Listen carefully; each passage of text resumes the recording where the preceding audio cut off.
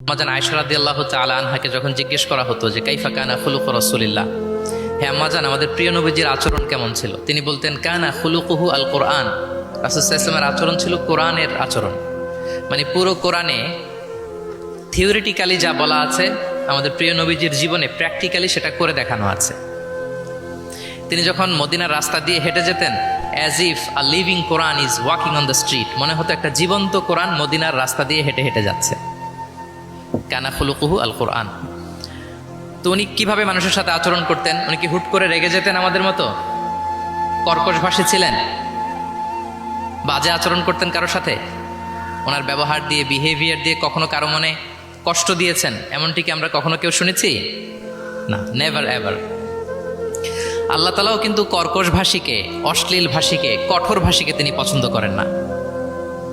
এবং মুমিন মাত্রই সে ভদ্র হবে, নম্র হবে, সুভাষী হবে। এবং এই সুন্দর আচরণ বা কোমল আচরণকে আল্লাহ রাসূল সাল্লাল্লাহু আলাইহি ওয়াসাল্লাম সব কাজের অলংকার বলেছেন। যেই ব্যক্তি থেকে কোমলতাকে সরিয়ে নেওয়া হয়েছে তার থেকে সব ধরনের খায়েরকে সরিয়ে নেওয়া হয়েছে। যার মধ্যে কোমলতা নেই, মানে সুন্দর আচরণ নেই, তার মধ্যে কোনো খায়ের নেই, তার মধ্যে কোনো কল্যাণ নেই। আমরা যদি আল্লাহ রাসূল সাল্লাল্লাহু আলাইহি ওয়াসাল্লামের পুরো বায়োগ্রাফিটা একটু স্ক্যান করি, সংক্ষেপে দেখার চেষ্টা করি, তাহলে দেখব যে তিনি বড় ছোট, নারী পুরুষ, শত্রু বন্ধু নির্বিশেষে সবার সাথে খুব অমায়িক আচরণ করতেন, চমৎকার আচরণ করতেন। এবং রাসূল সাল্লাল্লাহু আলাইহি ওয়াসাল্লামের এই চমৎকার আচরণে মুগ্ধ হয়ে অনেক ঘোরতর শত্রু তার বন্ধুতে পরিণত হয়েছিল। সুবহানাল্লাহি ওয়া বিহামদিহি।